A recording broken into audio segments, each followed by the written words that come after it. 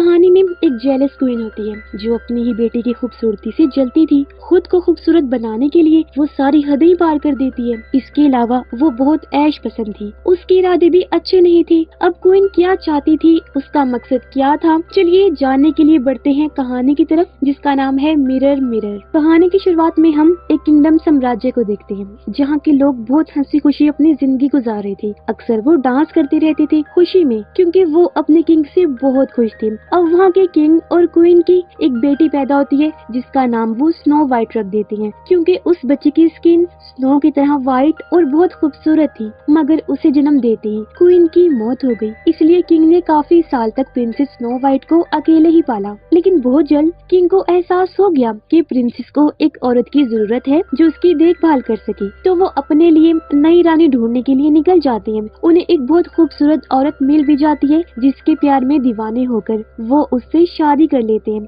और उसे क्वीन बना देते हैं। अब एक दिन किंग को जंगल में बीस्ट के होने की खबर मिलती है। किंग अपने साम्राज्य को बचाने के लिए उस बीस्ट को खत्म करने के लिए निकल जाते हैं। जाने से पहले उन्होंने स्नो वाइट को गुड बाय कहा और उसे अपना फेवरेट चाकू देकर वो चले जाते हैं। मगर उसके बाद अनफॉर्चुनेटली किंग कभी लौट कर वापिस नहीं आए। सब लोगों को लगने लगा जैसे किंग मारे गए हैं और अब स्नो वाइट बेचारी अपनी स्टेप मदर के साथ रहेगी, जो जल्दी अपने रंग दिखाना शुरू कर देती है। और अब हम 10 साल की बाद का समय देखते हैं जहाँ क्वीन इस किंगडम पर रूल कर रही थी, लेकिन उसका अपनी जिम्मेदारियों पर जरा ध्यान नहीं था। हर टाइम बस पार्टीज और महंगे महंगे कपड़ों पर ही उसका फोकस रहता था। एक दिन क्वीन का एडवाइजर आकर बताता है कि किंगडम के बारे में ये अफवाहें हैं कि यहाँ के बहुत बुरे हालात हैं और किंगडम जल्द ही बेसहारा होने वाला है।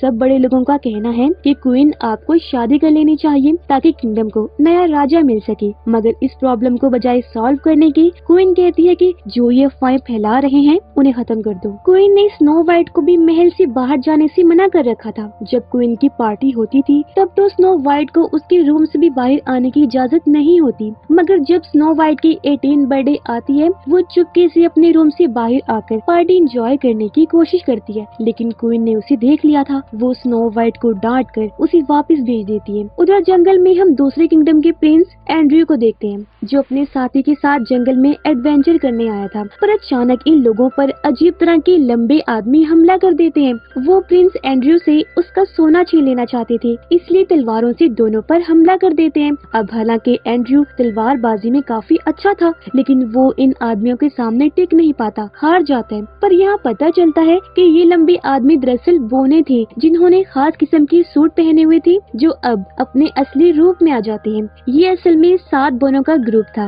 वो एंड्रयू से उसका सोना छीन लेते हैं। जैसे ही जाने लगे एंड्रयू उनकी साइज का मजाक बनाने लगता है, इसलिए वो इन दोनों को सजा देने का फैसला करते हैं। वो एंड्रयू और उसके साथी को बिना कपड़ों के पेड़ से उल्टा लटका देते हैं। कैसल में सभी मेट्स छोटे से केक से स्नो वाइट को बर्थडे विश करती हैं, क्योंकि वो सब स्नो वाइट की फ्रेंड्स थी, जिससे वो बहुत ज्यादा खुश हो जाती है। मेट्स को उम्मीद थी कि एक दिन स्नो वाइट उस बुरी क्वीन को हटाकर खुद यहाँ की क्वीन बन जाएगी, मगर एक मेड स्नो वाइट को किंग का चाकू देकर यहाँ से भागने का कहती है, जबकि क्वीन अपने रूम में एक जादुई मिरर को एक्टिवेट करके उसके अंदर चली जाती है, जो पूरी तरह जादुई मिरर हाउस था, जिसके रिफ्लेक्शन में क्वीन इस मिरर हाउस की क्वीन को देखती है। मिरर क्वीन उसे कहती है कि तुम चाहे जितना मर्जी छुपा लो, लेकिन तुम बूढ़ी हो रही हो और अब तुम्हें जल्द शादी करके अपना किंग ढूंढ लेना चाहिए, क्योंकि तुम्हारी दौलत भी खत्म हो रही है। उधर काफी सोचने के बाद स्नो वाइट कैसल से भाग जाती है, जिसमें गार्ड्स भी उसकी मदद करते हैं। जंगल से स्नो वाइट जब गुजर रही थी तो एंड्रयू और उसके साथी को देख लेती है। वो उनकी रस्सी को काट कर दोनों को आजाद कर देती है। पहले ही नजर में स्नो वाइट और एंड्रयू एक दूसरे की तरफ अट्रैक्ट होने लगते हैं, लेकिन बाद में उन्हें अलग अलग रास्तों पर जाना पड़ता है।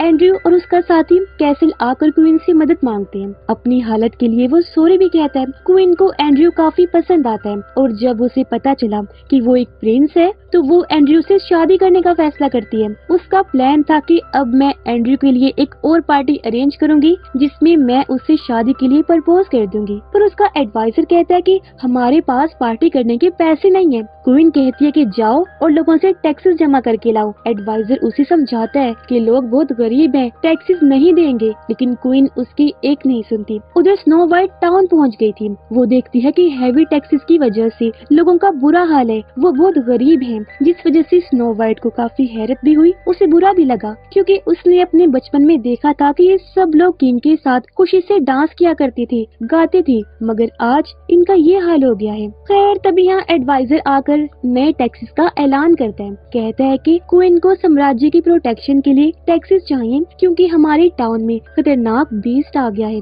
अब स्नो वाइट कैसल में वापिस आ जाती है। वो उस मेड को टाउन के लोगों की बुरी हालत बताकर रोने लगती है कि किस तरह क्वीन मेरे डैड की मेहनत को बर्बाद कर रही है। मेड उसे बताती है कि आज क्वीन ने प्रिंस एंड्रयू के लिए पार्टी रखी है, तुम वहाँ जाकर प्रिंस का दिल जीत लेना, ताकि इस साम्राज्य को नया किंग मिल जाए जिसकी क्वीन तुम होगी। पार्टी से पहले क्वीन खूबसूरत दिखने के लिए अजीब तरह का स्पा ट्रीटमेंट करवाती है, जैसे फिटनेस के लिए वार्म का यूज करती है, यंग दिखने के लिए पिराना मछलियों से खुद को कटवाती है और खूबसूरत दिखने के लिए बर्ड्स का पोप इस्तेमाल करती है। पार्टी जैसे ही शुरू हुई, क्वीन के साथ डांस करने के लिए कोई और किंग आ जाता है, क्योंकि वो भी क्वीन से शादी करना चाहता था। इसलिए एंड्रयू और स्नो वाइट एक दूसरे के साथ डांस करने लगते हैं, मगर जब स्नो वाइट उससे हेल्प के लिए बात करने लगी तो क्वीन ने उसे देख लिया था, इसलिए डरकर वो यहाँ से भाग जाती है, लेकिन गार्ड उसे पकड़ के क्वीन के पास ले जाते हैं। स्नो वाइट यहाँ क्वीन पर गुस्सा करने लगती है कि मैं टाउन गई थी, तुमने लोगों का इतना बुरा हाल कर दिया, पर इससे क्वीन को कोई फर्क नहीं पड़ता, और क्योंकि स्नो वाइट ने उसके असूलों को तोड़ा था तो सजा देने के लिए वो स्नो वाइट को मारने का हुक्म देती है। अपने एडवाइजर को कहती है कि इसे जंगल लेकर जाओ, बीस्ट को खिला दो। जाने से पहले स्नो वाइट की नजर क्वीन के गले पर पड़ती है। उसने जो नेकलेस पहना हुआ था आज वो बहुत ज्यादा चमक रहा था। जंगल में आकर एडवाइजर स्नो वाइट के हाथ खोल देता है, उसे यहाँ से भाग जाने का कहता है, क्योंकि वो नहीं चाहता था कि प्रिंसेस बीस्ट का शिकार बने। फिर कैसल वापिस आकर वो क्वीन से झूठ बोल देता है कि आपका काम हो गया, प्रिंसेस मारी गई। सबूत के तौर पर वो अपने साथ जानवरों के कुछ ऑर्गन्स लाया था। कहता है कि ये स्नो वाइट के हैं। जंगल में स्नो वाइट भागते हुए एक ट्री हाउस से टकराकर बेहोश हो जाती है। उसकी जब आंख खुली तो वो खुद को उन 7 बोनों के घर में पाती है। उनका मकसद था कि वो स्नो वाइट के बदले क्वीन से पैसों की मांग करेंगे, पर यहाँ वो बोनों को सारी बात बता देती है कि असल में क्वीन ही मेरी जान लेना चाहती है। ये कहकर वो उनसे मदद मांगती है। पहले तो वो मदद के लिए डर रहे थे, लेकिन स्नो वाइट के फोर्स करने पर वो उसे एक रात यहाँ रखने के लिए मान जाती है। कैसल में एडवाइजर सबको बता देता है कि स्नो वाइट की मौत हो गई है और खुद वो टैक्स जमा करने टाउन आ जाता है। जंगल से जब वो गुजर रहा था तो ये बोने उसे लूट लेते हैं। वो उसका सोना, पैसे, यहाँ तक कि गार्ड का आर्मर भी उसे छीन लेते हैं। वो जब वापिस आई तो स्नो वाइट खाना बनाकर उनका वेट कर रही थी। वो इनके पास गार्ड का आर्मर देखकर पहचान लेती है, तो यहाँ बोने उसे बता भी देती हैं कि असल में हम लुटेरे हैं और इस बार हमने क्वीन का पैसा लूटा है। ये सुनकर स्नो वाइट उन पर गुस्सा करने लगती है कि टाउन के लोगों का गुर्बत से बुरा हाल है, उन्हें पैसों की जरूरत है, लेकिन बोनों को इस बात की परवाह नहीं थी। वो कहते हैं कि जब क्वीन ने हमें बोने होने की वजह से टाउन से निकाला था तब किसी भी इंसान ने हमारी मदद नहीं करी थी, इसीलिए हम चोर बन गए। तभी बोने किसी बात को लेकर बहस करने लगी। मौके का फायदा उठाकर स्नो वाइट पैसे लेकर वहाँ से भाग जाती है। बोने भी उसका पीछा करती है, लेकिन स्नो वाइट टाउन में आकर लोगों को उनका पैसा वापस कर देती है, जिससे सभी लोग बहुत ज्यादा खुश हो जाते हैं। पर यहाँ स्नो वाइट इस बात का क्रेडिट खुद नहीं लेती, बल्कि वो लोगों को बताती है कि ये पैसा बोने वापस लेकर आए हैं, जिससे उन लोगों की नजरों में बोनों की काफी इज्जत बन जाती है। कैसल में क्वीन एंड्रयू से बात करने की कोशिश करती है,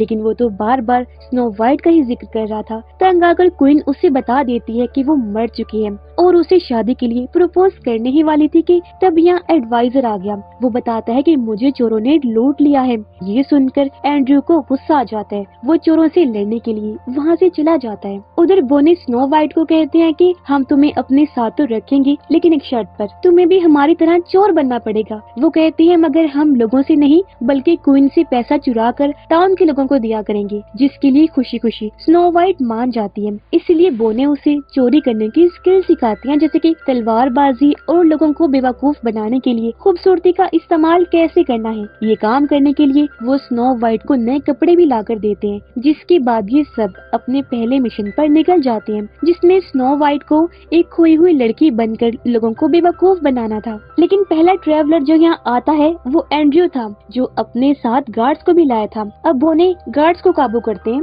जबकि स्नो वाइट एंड्रयू का सामना करती है। यहाँ दोनों एक दूसरे को देखकर खुश तो होते हैं, लेकिन उन्होंने एक दूसरे को गलत भी समझ लिया था। स्नो वाइट को लग रहा था कि एंड्रयू क्वीन के साथ मिला हुआ है, जबकि वो स्नो वाइट को चोर समझ रहा था। बोनो ने गार्ड्स को हरा दिया था। स्नो वाइट भी ऐसी ट्रिक इस्तेमाल करती है कि घोड़ा उसे किक मार के नीचे गिरा देता है, फिर स्नो वाइट उसे पंच मारकर बेहोश कर देती है। एंड्रयू एक बार फिर बिना कपड़ों के कैसल वापिस आता है। वो क्वीन को बता देता है कि स्नो वाइट अभी जिंदा है और जो चोर हैं वो लंबे आदमी नहीं बल्कि बोने हैं। ये सुनकर क्वीन नया प्लान बनाने के लिए फिर से उस मिरर हाउस में जाती है। वो मिरर क्वीन को कहती है कि मैं गद्दारों को सजा देना चाहती हूँ। यहाँ मिरर क्वीन उसे जादू भी देती है और एडवाइजर के बारे में भी बता देती है कि वो है गद्दार, इसलिए क्वीन उसे जादू की मदद से कॉकरोच बना देती है। यहाँ मिरर क्वीन उसके कहने पर एंड्रयू पे जादू करने के लिए उसे एक लव लिक्विड भी देती है। साथ ही मिरर क्वीन उसे ये भी कहती है कि तुम्हें एंड्रयू को भूलकर अपनी उम्र का हस्बैंड ढूंढना चाहिए, लेकिन फिर भी क्वीन एंड्रयू को धोखे से वो लिक्विड पिला ही देती है। मगर उसको पीते ही एंड्रयू डॉग की तरह बिहेव करता है। चेक करने पर पता चला कि वो लिक्विड पपी लवर्स के लिए था, लेकिन अब क्या हो सकता था, और आखिरकार एंड्रयू शादी के लिए मान भी जाता है। अब क्वीन और एंड्रयू की शादी की खबर जल्द ही पूरे टाउन में फैल गई। एक बोना आकर अपने साथियों को भी इस बारे में बता देता है, जो सुनकर स्नो वाइट रोने लगती है क्योंकि वो एंड्रयू से प्यार करती थी। अब क्वीन कोई गड़बड़ नहीं चाहती थी, तो मदद के लिए वो दोबारा मिरर हाउस जाती है, जिसके साथ ही दो बड़े से पपेट बोनों के घर आकर वहाँ हमला कर देते हैं। हालांकि बोने भी उनका मुकाबला कर रहे थे, लेकिन उनकी मार का पपेट पर कोई असर नहीं हो रहा था क्योंकि ये जादुई पपेट थे। स्नो वाइट नोटिस कर लेती है कि पपेट धागे से बंधे हैं, इसलिए वो उनके धागे काट देती है, जिससे पपेट का कनेक्शन मिरर क्वीन से टूट जाता है। वो नॉर्मल पपेट बनकर टूटकर बिखर जाते हैं। अगली सुबह बोने देखती है कि स्नो वाइट यहाँ से जा चुकी है। उसने इनके लिए एक लेटर लिखा था कि मैं तुम लोगों से प्यार करती हूँ, मगर अपनी वजह से तुम्हें खतरे में नहीं डाल सकती। लेकिन बोने उसे ढूंढने के लिए निकल जाते हैं,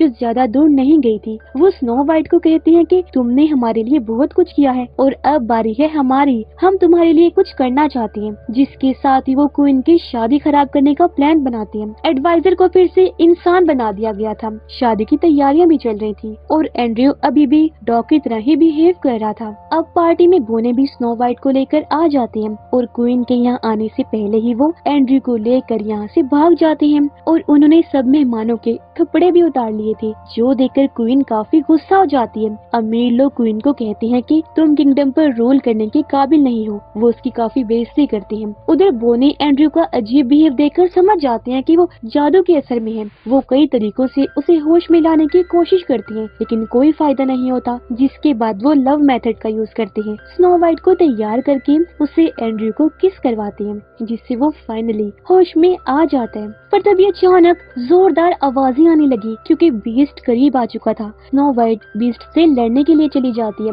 उसने दरवाजा भी बंद कर दिया था ताकि उसके दोस्त सुरक्षित रहें, मगर बाहर स्नो वाइट क्वीन से टकराती है, जिसके साथ ही वो बीस्ट भी था क्योंकि वो बीस्ट की मास्टर थी। ये देखकर स्नो वाइट समझ गई कि इसका मतलब मेरे डैड यानी किंग को भी क्वीन ने ही मरवाया होगा। जिसके साथ ही क्वीन बीस्ट को स्नो वाइट के पीछे लगा देती है। उधर एंड्रयू और बोने भी घर से बाहर आ गए थे, जबकि क्वीन वापस मिरर हाउस में जा चुकी थी। वो सब लोग बीस्ट से लड़ते हैं, जो बहुत ज्यादा पावरफुल था। बोने स्नो वाइट की तरफ चाकू फेंकते हैं ताकि वो उसे मार दे। और अब जब बीस्ट स्नो वाइट के पास आया तो वो उसके गले में वही मून नेकलेस नोटिस कर लेती है, जो उसने क्वीन के पास भी देखा था, जो चमक रहा था। और अब स्नो वाइट चाकू से उस नेकलेस की चेन काट देती है, जिससे स्पेल जादू टूट गया। बीस्ट अपने असली रूप में आ जाता है। रिवील होता है कि वो और कोई नहीं बल्कि किंग है, जिन्हें भी क्वीन ने जादू से बीस्ट बना दिया था। स्नो वाइट अपने डैड से मिलती है। उन्हें जिंदा देखकर बहुत ज्यादा खुश हो जाती है, जबकि इस चीज का असर क्वीन पर भी हुआ।